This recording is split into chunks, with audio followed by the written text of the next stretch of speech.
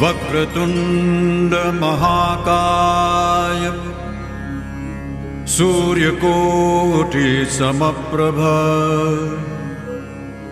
निर्विघ्नं कुरु मे देव सर्वकार्येषु सर्वदा।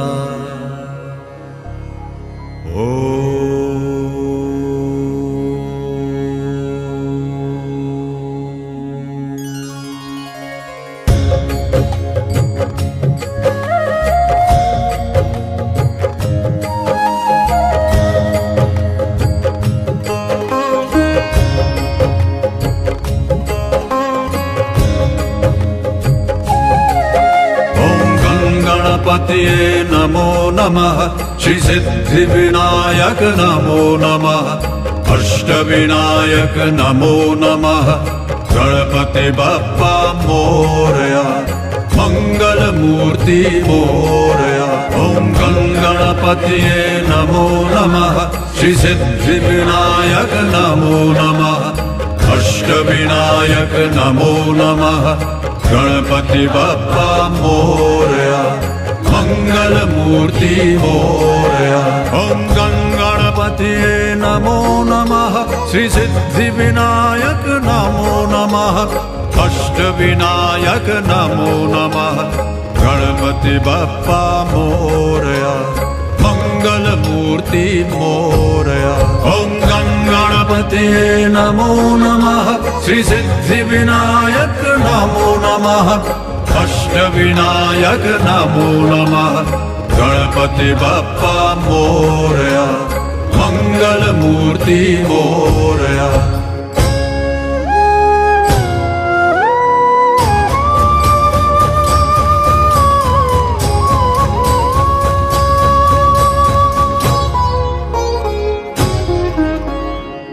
करता दुख हरता वार्ता विघ्नाची, ध्रुवी पूर्वी प्रेम कृपा जयाची, सर्वांगी सुंदर उटी शेंदुराची, कंठी झळके माळ मुक्ता फळांची।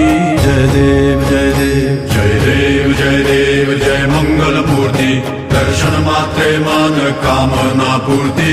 जय देव जय देव जय देव जय देव जय मंगल मूर्ती, दर्शन मात्रे मान कामना पूर्ती। जय देव जय देव। रत्न खचित फरा तुझ गौरी कुमरा, चंदनाची उठी कुमकुम केशरा, हिरे जडित मुकुट शोभा तो बरा, ऋण सुरती नूपुरे चरणी घागरिया। जय देव जय देव जय देव जय देव जय मंगल मूर्ति, दर्शन मात्रे मान कामना पूर्ति। जय देव जय देव जय देव जय देव जय मंगल मूर्ति, दर्शन मात्रे मान कामना पूर्ति। जय देव जय देव। इतिहास सिद्ध करने के लिए आज हमारे पास साक्ष्य नहीं है। लोग सवाल उठाते हैं कि सिंधु घाटी सभ्यता को तो सिर्फ 3400 साल ही हुए हैं, फिर मैं 10,000 वर्षों का दावा क्यों करता हूँ? मैं क्या उत्तर दूं उन इतिहासकारों को जो ईंट पत्थरों की गवाही के बिना गूंगे हो जाते हैं? 3400 साल पहले के अवशेष उन्हें दिखाई देते हैं, लेकिन 5000 साल पहले कुरुक्षेत्र में शस्त्र त्याग चुके अर्जुन को गीता का ज्ञान देते हुए कृष्ण नहीं दिखते। 7000 वर्ष पहले सरयू के तट पर सूर्य को अर्घ देते हुए राम नहीं दिखाई देते, और 8000 वर्ष पहले रची गई ऋचाएं नहीं दिखाई देती।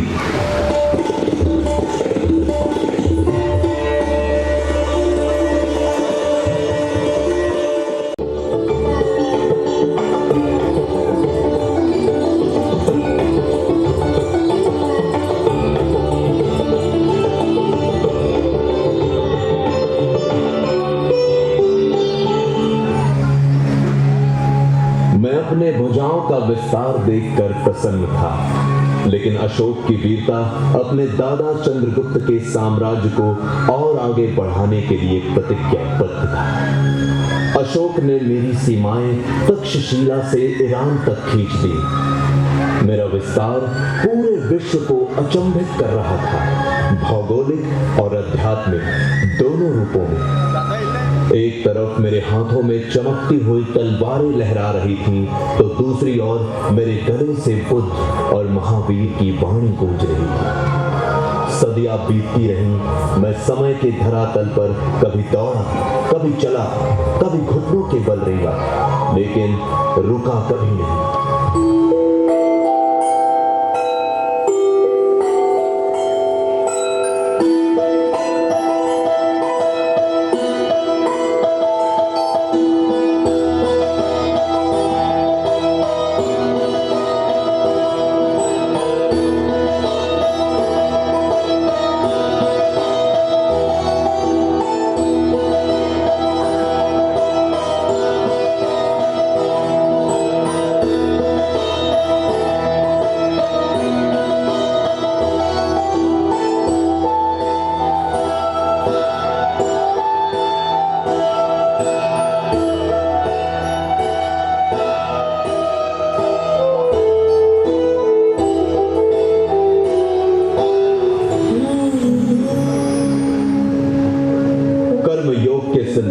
चलता हुआ मैं वैभव और संपदा के शिखर पर जा पहुंचा।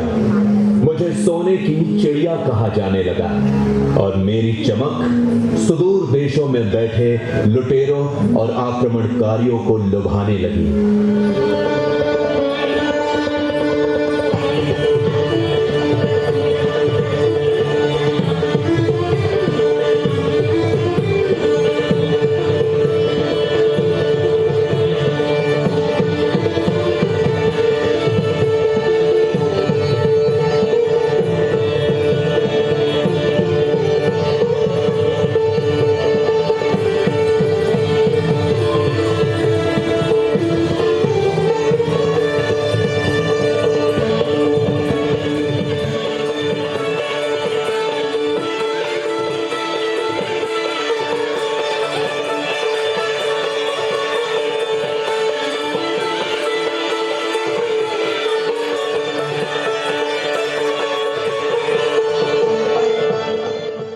को अपनी शमशीरों से चीरता हुआ मेरी सीमा में दाखिल हो गया। सिकंदर दुनिया का बहुत बड़ा भूभाग जीत चुका था और मुझे जीतने ही वाला था कि मेरा वीर पुत्र पंजाब का राजा पोरस उसके पागल घोड़ों के आगे दीवार बनकर खड़ा हो गया। यूनानी इतिहासकारों ने लिखा कि पोरस हारा, सिकंदर विजय हुआ, लेकिन अफसोस मेरे इतिहासकारों ने कभी चुनौती नहीं दी, कभी पूछा नहीं यूनानियों से कि अगर सिकंदर जीता तो फिर खाली हाथ भारत से क्यों गया। सच तो यह है कि साम्राज्यों का भूखा वो गिद्ध मेरे बदन का एक टुकड़ा मांस भी नोच नहीं पाया। पोरस ने उसके खूनी पंजे तोड़ डाले, ऐसा हराया कि उसका आत्मविश्वास चकनाचूर हो गया और यूनान पहुंचने से पहले ही वो आदिवासियों के हमले में मारा गया। वो कहानी तो सबने सुनी होगी कि सिकंदर ने मरते हुए कहा था, मेरे हाथ मेरी कब्र से बाहर रखे जाएं, ताकि संसार को पता चले कि सिकंदर भी खाली हाथ गया।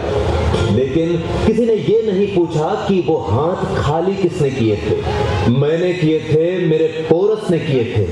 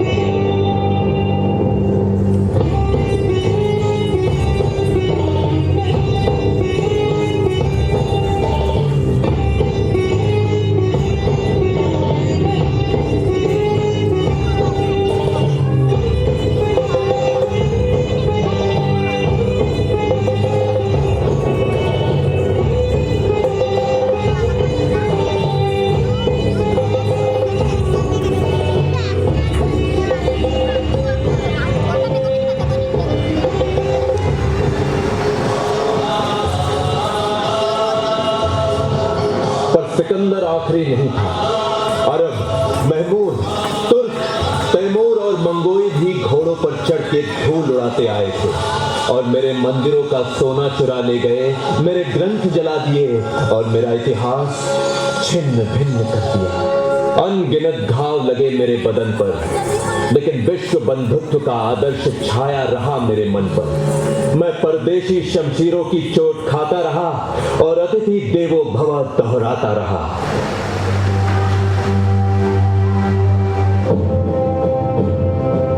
मेरी यही शांति प्रियता 7 समुंदर पार से आए हुए अंग्रेज सौदागरों के लिए वरदान बन गई। मेरे राजाओं के दरबार में जमीन पर नाक रगड़ने वाले ये गोरे अचानक राज सत्ताओं के स्वामी बन गए थे। विक्टोरिया की भेजी हुई बेड़ियों ने मुझे ऐसा जकड़ लिया कि मेरी रक्त सराएं पीड़ा से कराह उठी। सैकड़ों वर्षों तक विश्वासघात के धुएं में मेरा मन घुटा। मुझे याद भी नहीं आता कि कितनी बार मेरी गरिमा का हनन हुआ, कि कितनी बार मेरा स्वाभिमान लूटा।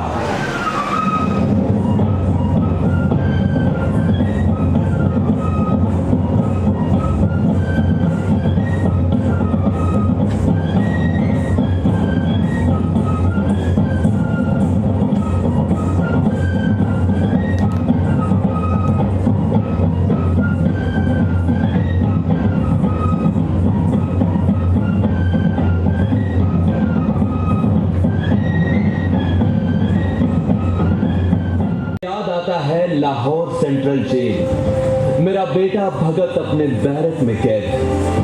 फांसी का हुक्म सुनाया जा चुका है, तारीख नजदीक आती जा रही है। अंग्रेज ऑफिसर्स रॉबर्ट और बारकर उससे मिलने आते हैं। कहते हैं, माफी मांग लो भगत, जान बच जाएगी। चिट्ठी लिख दो ब्रिटिश सरकार को, कह दो कि तुम अपने किए पर शर्मिंदा हो और हम भूल जाएंगे कि तुमने असेंबली हॉल में बम फेंका था, सॉन्डर्स की हत्या की थी। भगत ने रॉबर्ट और बारकर की बात मान के चिट्ठी तो लिखी। क्या लिखा था उस चिट्ठी में? भगत ने लिखा, मैं ब्रिटिश सरकार से अपील करता हूं, मुझे फांसी ना दी जाए, क्योंकि फांसी अपराधियों को दी जाती है और मैं क्रांतिकारी हूं, भारत माता का सिपाही हूं। मुझे भरे चौराहे पर गोली मार दी जाए। यह युद्ध का विधान है कि गोली से मरने में सिपाही की शान है। बगैरत अंग्रेज सरकार एक देशभक्त की जरा सी भी ख्वाहिश पूरी नहीं कर पाई।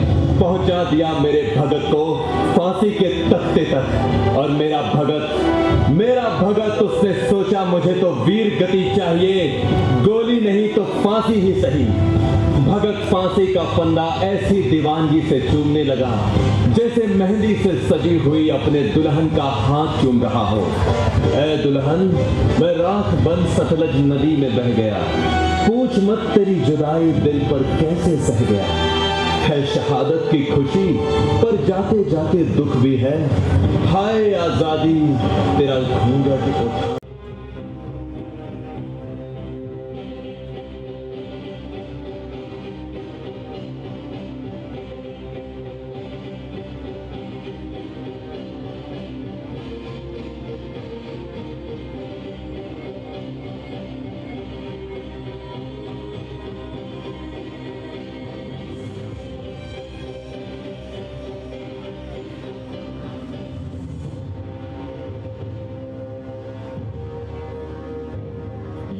मेरा वीर बेटा भगत और मेरी बेटी जो दूध मुहे बच्चे को पीठ पर बांधकर अंग्रेजों से जा भिड़ी और उनके लाल वर्दियों के धागे खोल दिए, लक्ष्मीबाई।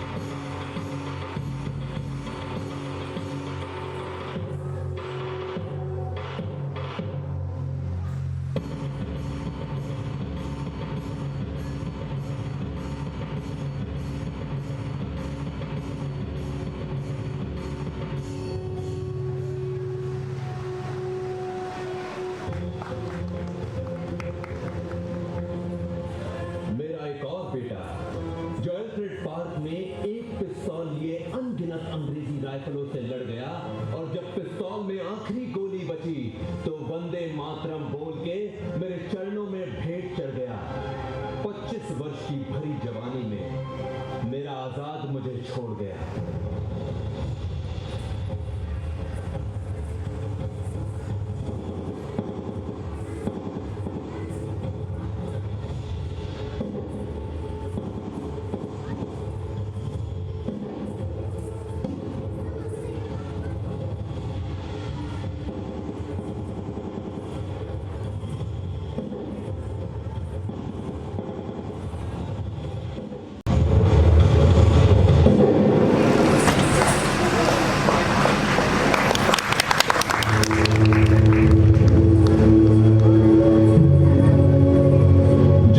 मेरी ओर बढ़े मेरे वीरों ने काट के फेंक दिए। जो आंखें मुझ पर उठी वो बुझ गई हमेशा के लिए।